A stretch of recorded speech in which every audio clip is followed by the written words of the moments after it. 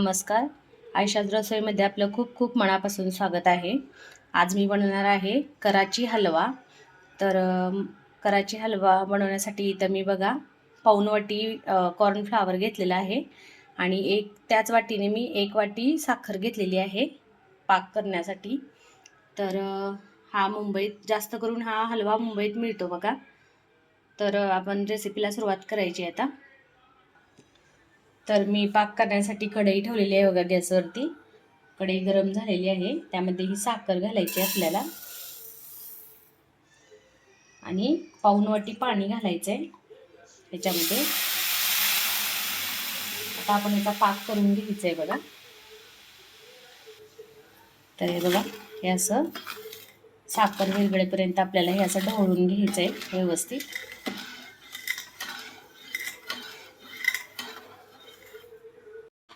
तर हे बघा, अशा प्रकारे आपल्याला ही साखर संपूर्ण विरघळून घ्यायची आहे आणि याचा पाक तयार करायचा आहे आपल्याला.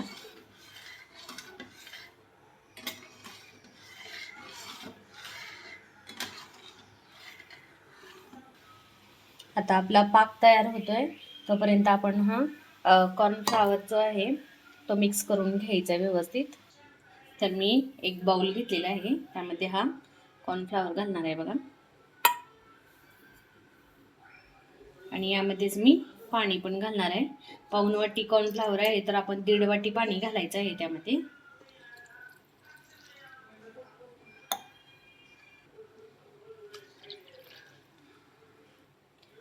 तर पाणी घातल्यानंतर आपल्याला हे सगळं असं मिक्स करायचं आहे बघा. कॉर्नफ्लॉवर या पाण्यामध्ये तळाला जाऊन बसतो हा कॉर्नफ्लॉवर, त्यासाठी हे सगळं एकजीव करायचं आहे बघा आपल्याला.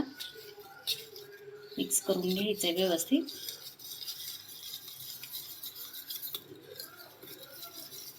हा हलवा खूप छान लागतो खायला. तर हे असं मिक्स करून घ्यायचं आहे आपल्याला पूर्ण. आता इथं बघा ड्रायफ्रूट कट करून घेणार आहे मी, काजू आणि बदाम. इथं बघा मी ड्रायफ्रूट कट करून घेतलेले आहेत. आता बघूया आपण आपला पाक तयार झालाय का.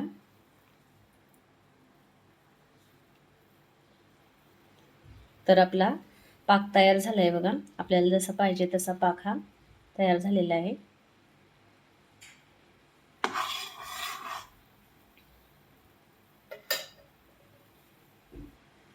आता यामध्ये थोडेसे हे फ्राय केलेले ड्रायफ्रुट्स आहेत माझ्याजवळ ऑलरेडी, ते मी घालणार आहे बघा.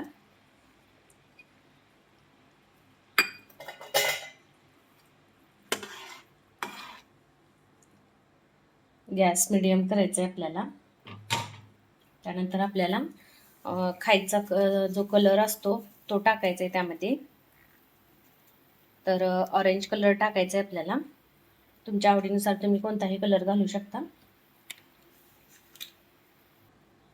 तर हे बघा मी कलर घातलेला आहे यामध्ये.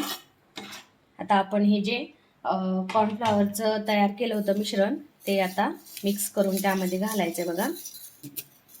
पूर्णपणे याचं ढवळायचं आहे.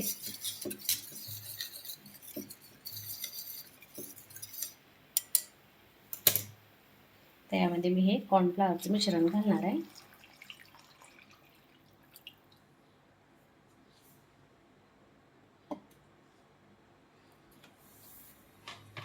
आता गॅस थोडा वाढवायचा आहे बघा आणि हे एकसारखं हलवायचं आहे आपल्याला. तर हे ढवळत असताना आपल्याला त्यामध्ये तूप घालायचं आहे बघा, 1 चमचा. मिक्स करायचं आहे आणि एकसारखं असं हलवायचं आहे बघा. एकसारखं घट्ट होतं आहे बघा हे सतत हलवल्यानंतर. आपल्याला हे मिश्रण घट्ट होईपर्यंत एकसारखं हलवायचं आहे बघा. गॅस मीडियम करायचं आहे.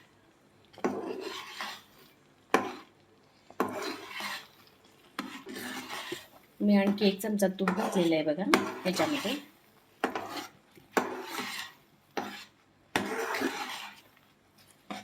बघा गॅस मीडियम केलेला आहे मी आणि असं घट्ट होईपर्यंत आपल्याला हलवत राहायचं आहे.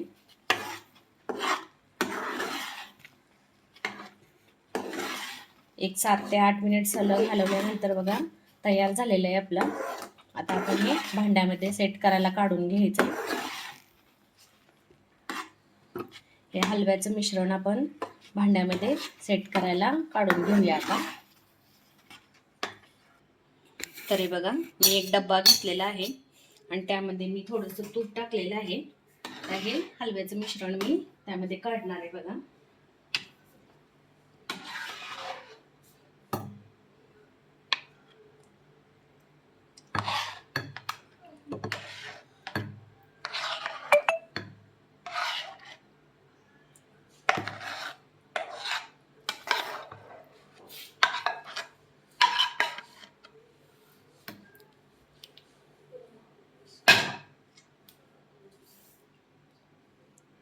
तर हे बघा, अशा पद्धतीने हे मी मिश्रण यामध्ये काढलेलं आहे.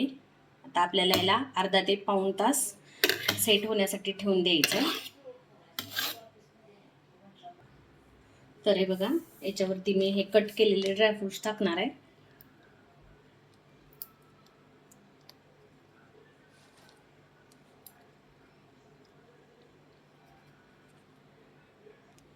तर हे बघा, ड्रायफ्रुट्स टाकलेले आहेत मी याच्यावरती. आता ह्याला टोपण लावून मी सेट होण्यासाठी ठेवणार आहे अर्धा ते पाऊण तास. तर हे बघा, 1 तास झालेला आहे. मी फ्रीजमध्ये रूम टेम्परेचरवरती हे ठेवलं होतं बघा, हलवा ठेवला होता. आता आपण बघूया आपला हलवा तयार झालाय का. तर मी रूम टेम्परेचरवरती हा हलवा ठेवला होता फ्रीजमध्ये. तर आपण बघूया, 1 तास झालेला आहे. सेट झालाय का आपला हलवा.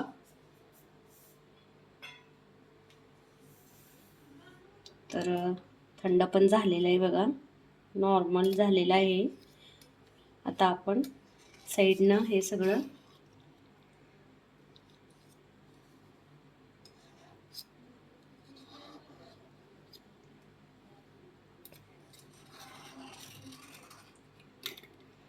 अशा पद्धतीने बघा आपल्याला पूर्णपणे मोकळा करून घ्यायचा आहे.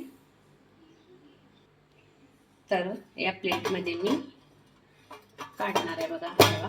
आपल्याला हे असं उलट करून घ्यायचं आहे.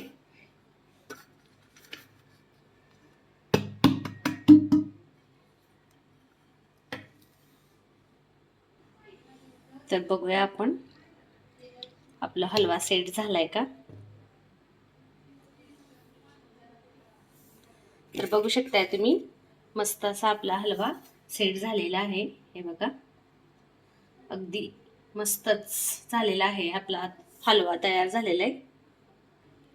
तर हे बघा, आता मी याच्या वड्या कट करून घेणार आहे.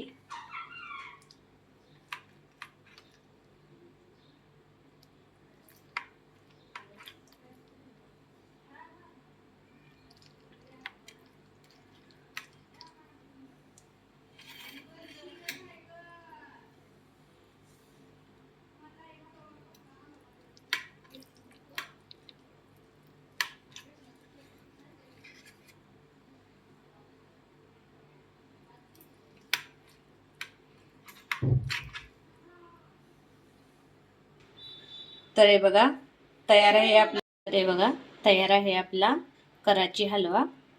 मी जास्त चिवट केलेला नाहीये, मऊसूद केलेला आहे, जास्त भाजलेलं नाही मी. तर आपला कराची हलवा तयार झालेला आहे बघा. तर तयार आहे बघा आपला बॉम्बे कराची हलवा. तुम्ही पण या पद्धतीनं करून बघा, खूप छान लागतो, टेस्टी लागतो. तर तुम्हाला माझी ही रेसिपी आवडली असेल तर नक्की ट्राय करून बघा आणि व्हिडिओला लाईक, शेअर, कमेंट्स करा. आणि माझ्या यूट्यूब चॅनलला सबस्क्राईब केलं नसेल तर नक्की सबस्क्राईब करा. सोबतच बेल आयकॉनवरती प्रेस करा, म्हणजे माझे नवीन व्हिडिओज आणि नवीन रेसिपीज तुम्हाला पाहायला मिळतील. थँक्यू.